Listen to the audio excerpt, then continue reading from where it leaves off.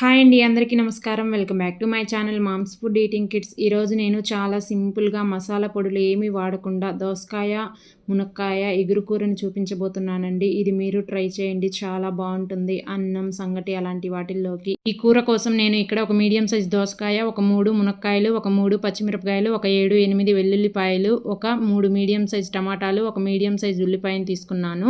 ఇప్పుడు ఒక కడాయిని తీసుకొని దానిలోకి ఒక 3 టేబుల్ స్పూన్ల ఆయిల్ వేసుకోండి. ఈ ఆయిల్ కొంచెం వేడయ్యాక దీనిలోకి 1 టీ స్పూన్ పచ్చిశనగపప్పు, 1/2 టీ స్పూన్ ఆవాలు, 1/2 టీ స్పూన్ జీలకర్ర వేసుకొని మంటని మీడియం ఫ్లేమ్లో పెట్టుకొని కొంచెం మంచి రంగు వచ్చే వరకు వేయించుకోవాలి. పోపంతా ఇలా వేగిన తర్వాత దీనిలోకి ఇప్పుడు మనం సన్నగా కట్ చేసి పెట్టుకున్న ఉల్లిపాయ ముక్కల్ని వేసుకోవాలి.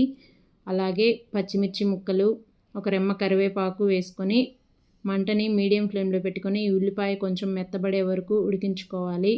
ఇలా మూత పెట్టుకొని ఇలా ఉల్లిపాయ కొంచెం మగ్గిపోయిన తర్వాత మనం తీసుకున్న టమాటాలని ఇలా చిన్న ముక్కలుగా కట్ చేసుకొని వేసుకోండి. ఈ ఉల్లిపాయ టమాటా అంతా బాగా కలిసిపోయేటట్టు కలుపుకొని ఇప్పుడు ఒక మూత పెట్టుకొని టమాటా కొంచెం మెత్తబడే వరకు ఉడికించుకోవాలి. ఇలా మధ్య మధ్యలో కలుపుకుంటూ మూత పెట్టుకుంటూ ఉడికించుకోండి టమాటాని. ఇలా కొంచెం మెత్తబడిన తర్వాత గెరిటితోటి ఇలా కొంచెం మెదుపుకున్నట్టు అనుకోండి. ఇప్పుడు దీనిలోకి 1 టీ స్పూన్ కల్లుప్పు వేసుకుంటున్నాను.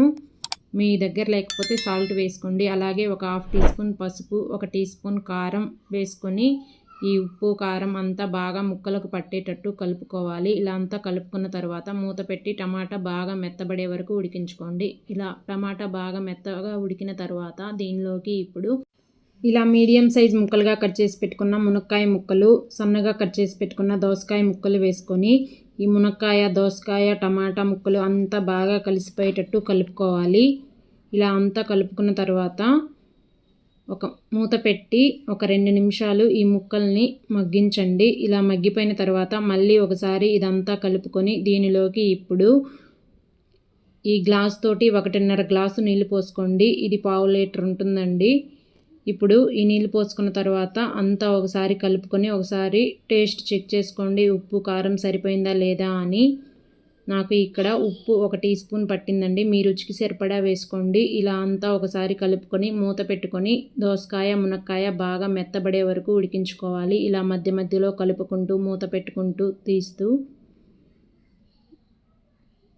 చూసారా, ఇలా అంతా బాగా ఉడిపోయిన తర్వాత ఇప్పుడు ఒక మునక్కాయ ముక్కను తీసుకొని చెక్ చేసుకోండి ఉడికిందా లేదా అని.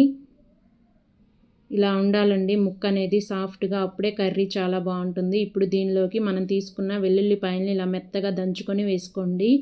అలాగే సన్నగా కట్ చేసి పెట్టుకున్న కొత్తిమీర వేసుకొని ఇదంతా బాగా ఒకసారి కలుపుకొని మంటని మీడియం టు సిమ్లో పెట్టేసుకొని ఒక 2-3 నిమిషాల పాటు ఉడికించుకోండి. అంతేనండి, మునక్కాయ, దోసకాయ ఎగురు కూర రెడీ అయిపోతుంది. ఇది చల్లారేసరికి ఇంకొంచెం గట్టిగా అవుతుంది. ఇప్పుడే స్టవ్ ఆపేసేయండి.